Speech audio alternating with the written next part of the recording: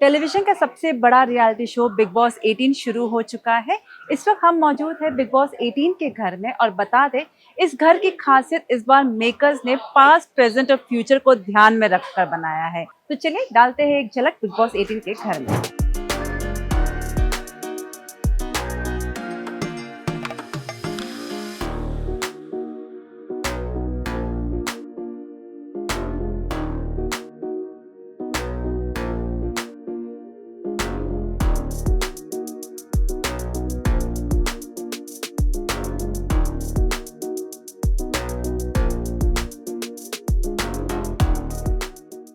हमारे साथ है उमंग दैनिक भास्कर में आपका स्वागत है। Thank you for having me.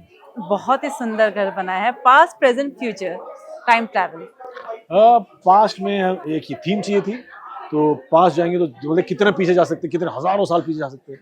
तो cave is where your past is, cave is where the first painter came alive, you know. हाँ, पेंटर जहाँ से आ जाए तो दीवारों पर जब पेंट करें तो यू नो चित्रकारी तब करते थे, फिर आगे जाके काविंग हो गई, तो काव करते करते अगर एक हम अजंता अलोरा को ले लेते हैं तो इतना काम किया है हमारे पास में। तो हमने सोचा कि हम एक ऐसा घर बनाए जो केव है और लैविश करने के लिए तो होटल का नाम दे दिया। तो केव होटल है तो कैसे लगेगा, ऐसा लगेगा।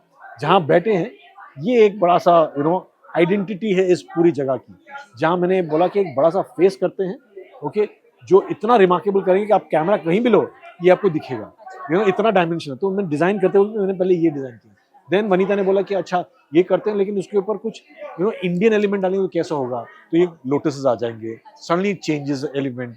अब इसको अगर मैं जब मैंने बनाया था ये तो इतना मेरे को कुछ खास नहीं लगा था, डिजाइन पे इस पर ही करता लेकिन बनते बनते नहीं मजा नहीं आ रहा, ये हाईलाइट होने मजा क्यों नहीं आ रहा यार।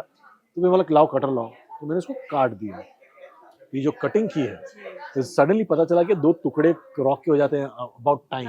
तो पास्ट में से आके अगर प्रेजेंट में आ रहे तो क्रैक हो गया, क्रैक में से ब्यूटीफुल गोल्ड लीफिंग अंदर से दिखा, तो सडनली इसकी यू नो सूरत चेंज हो गई, ऐसे बोल रहे हैं ना। And now it I felt nice. हाँ, अब इसका कलरिंग आ गया। नाउ ये कलरिंग सब जगह चलेगी, द स्टोन डार्क कलर, पहले सब म्यूटेड था, ग्रे मतलब बेज एंड ऑल, तो बहुत ही सरीन लग रहा था। नहीं ड्रामा लाओ, ड्रामा, टूटा हुआ पिलर चाहिए मेरे को यहाँ, यू नो, डिजाइनिंग में इतना मजा आना चाहिए कि हर corner oh beautiful, you know, you should get excited. तो उस हिसाब से हम डिजाइन करते हैं।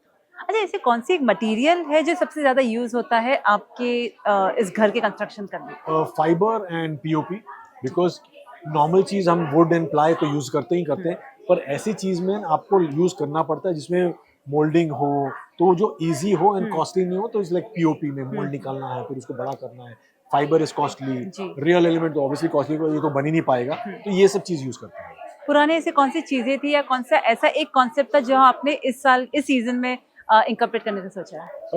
जनरली हमारे यहाँ घोड़े होते हैं। हाँ। तो लास्ट ईयर का जो घोड़ा था उसको मैंने पेंट करके मैंने ऊपर लगा दिया, पूरा 3D उसको लगा दिया, उसको भी स्टोन में कर दिया, तो एक डिफरेंट लुक आ गया। उमंग, एक ऐसा कोई लकी मैस्केट या एक लकी चीज जो आप मानते हो और मेक श्योर करते हैं कि आप इस घर में जरूर इस चीज को रखें? तो जनरली हॉर्स होता है और एक स्टैच्यू होता है व्हिच हैज विंग्स, ओके, जो अभी यहाँ नहीं डाला है, लेकिन आप लोग जाएंगे तो एक कोने में किधर तो भी लग जाएगा। वनीता का जो पर्सनल विंग्स होता है ना, जो बायोस्कोप वाली का, तो वो एक कोने में रह जाएगा, वो टेराकोटा का बना हुआ लगा, तो that is there. And plus my paintings always coming, जो मैं लिटिल पेंटिंग करता हूँ तो वो एक वॉल पर आ जाता है। यहाँ तो तीन है अंदर बेडरूम में।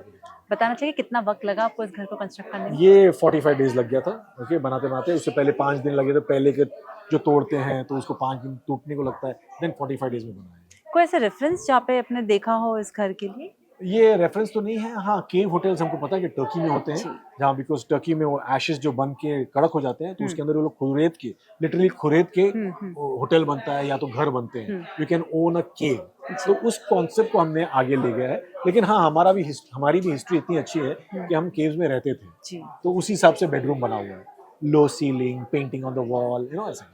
सलमान के रूम की क्या खासियत होगी? नहीं, सलमान का रूम सेम है, जिससे एविक्शन सेट इससे मिलता जुलता है, और थोड़ा फ्यूचर भी है, थोड़ा पास्ट भी है, वहाँ तीनों जोन मिलेंगे आपको। फ्यूचर की बात करें तो कुछ फ्यूचर की बात बता सकते हैं हमें कि वो किस बात को ध्यान में रखकर आपने बनाया? वो सेट में नहीं है, वो है क्रिएटिव जी। जब क्रिएटिव आएंगे और खेलेंगे आपके साथ, उसमें मजा आएगा। क्या है, कहाँ है, कन्फेशन में क्या है, सो वो जरा गिमिक है, वो सब डिस्क्लोज नहीं किया। यहाँ फ्यूचर का एलिमेंट डाला नहीं है। लास्ट फ्यू क्वेश्चंस, कितने लोगों की टीम है जिसने पूरे दिन रात मेहनत करके अपनी सो घर बनाई? जैसे मैं क्या कह रहा था 60 डेज लगते हैं, हमने 45 डेज में किया, डे नाइट करते करते एटलीस्ट 150 से 200 लोग लगते ही हैं हमेशा करने के लिए। लाइटिंग होगा, कारपेंटर होगा, पेंटर्स हो गए, बहुत लंबी बड़ी टीम लगती है।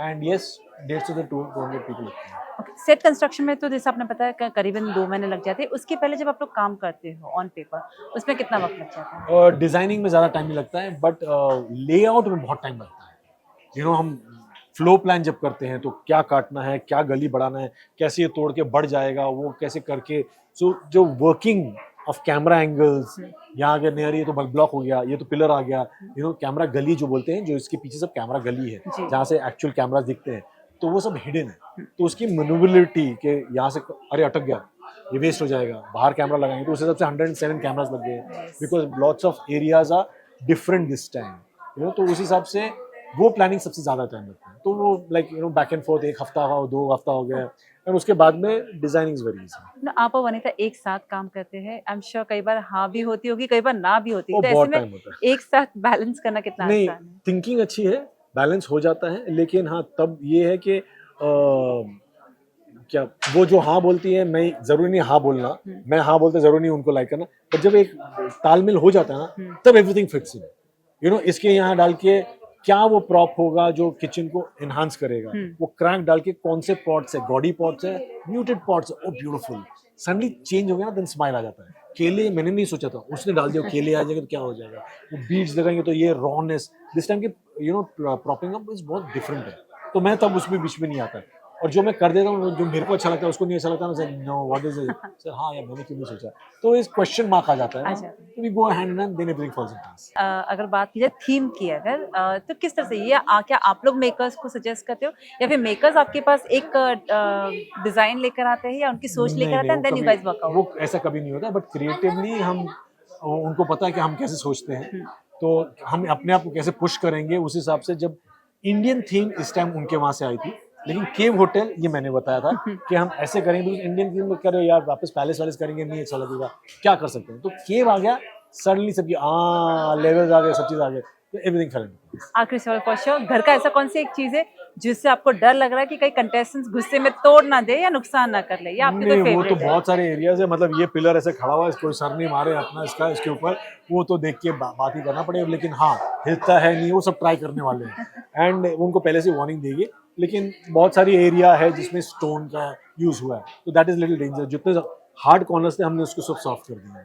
तो ये था बिग बॉस 18 के घर का नजारा, और आने वाले समय में इन 107 कैमरा के बीच कंटेस्टेंट्स क्या ड्रामा रचते हैं और आपको कैसे एंटरटेन करते हैं, ये देखना वाकई में दिलचस्प होगा। कैमरा पर्सन अजीत के साथ किरण जैन, दैनिक भास्कर, मुंबई।